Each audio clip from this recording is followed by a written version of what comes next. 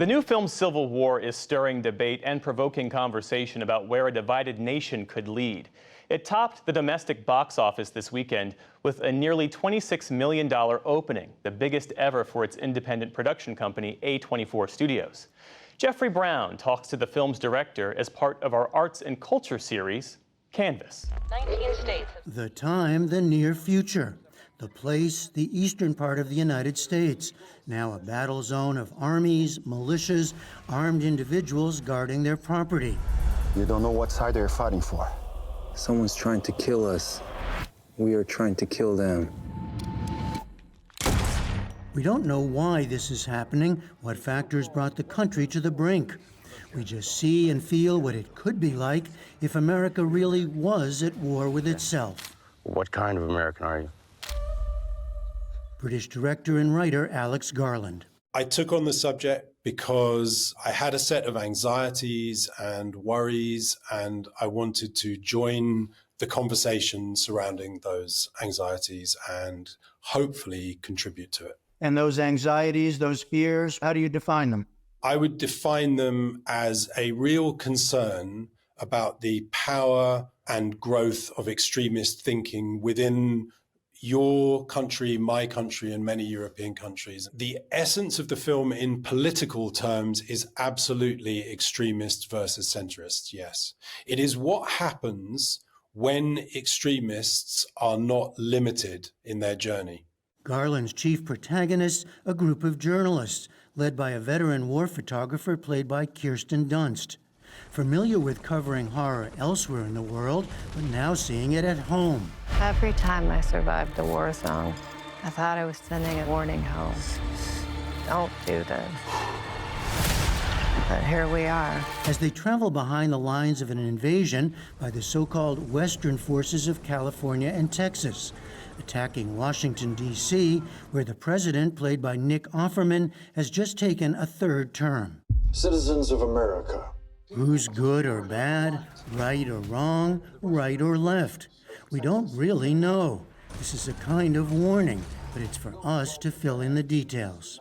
The details, the politics are less important than just putting us in this place? I would question your use of the word politics, because the use you are using of politics is a politics which is defined by left and right. And the one I'm talking about is not left versus right, it's extremist versus centrist. For you, this is a political film.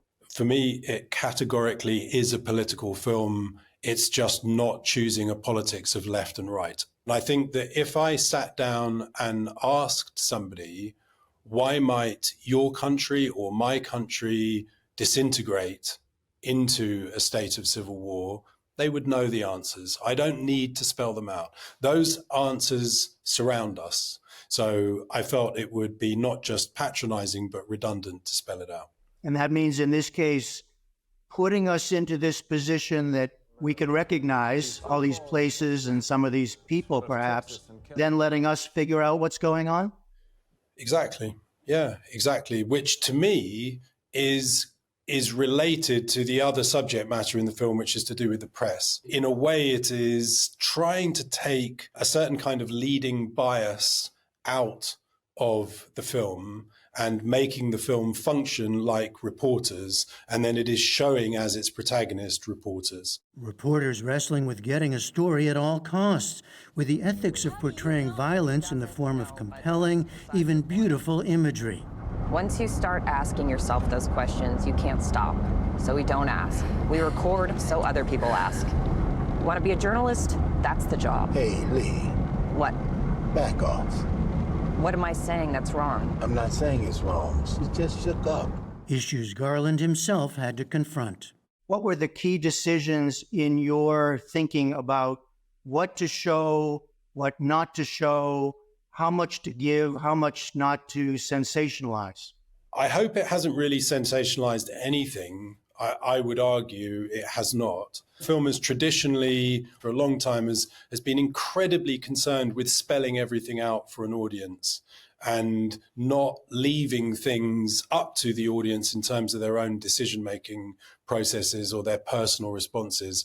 I just choose to make films where I assume a certain level of interest in the audience in asking questions, thinking about the answers, posing them in the way they want to pose them, and coming to their own conclusions. And I don't object to that. I encourage it. I like it. Garland is nothing if not ambitious in the subjects he takes on, including artificial intelligence and what it means to be alive in 2014's Ex Machina, and toxic masculinity in the film Men in 2022. Reactions to Civil War have included questioning the ethics of even making a film like this, that might itself further promote violence or division.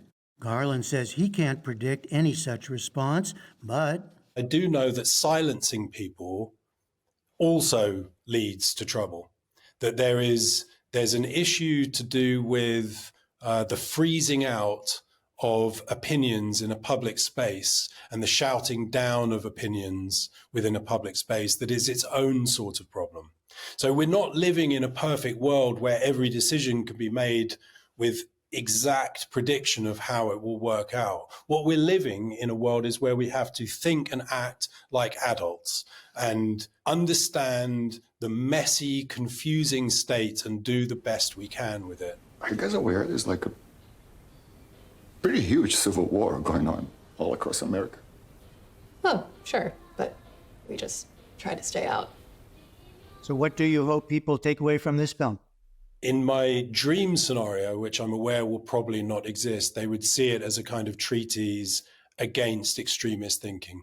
I hope they find it thought-provoking in a way that is interesting. They may be provoked in other ways. They might make them angry. That's part of the risk one takes. There's a complicated thing there within cinema, is that films often exist really to please people. I do not want to make people angry, but I do not just want to please them. box office results so far at least suggest audiences are coming to Civil War on Garland's terms. For the PBS NewsHour, I'm Jeffrey Brown. God bless America.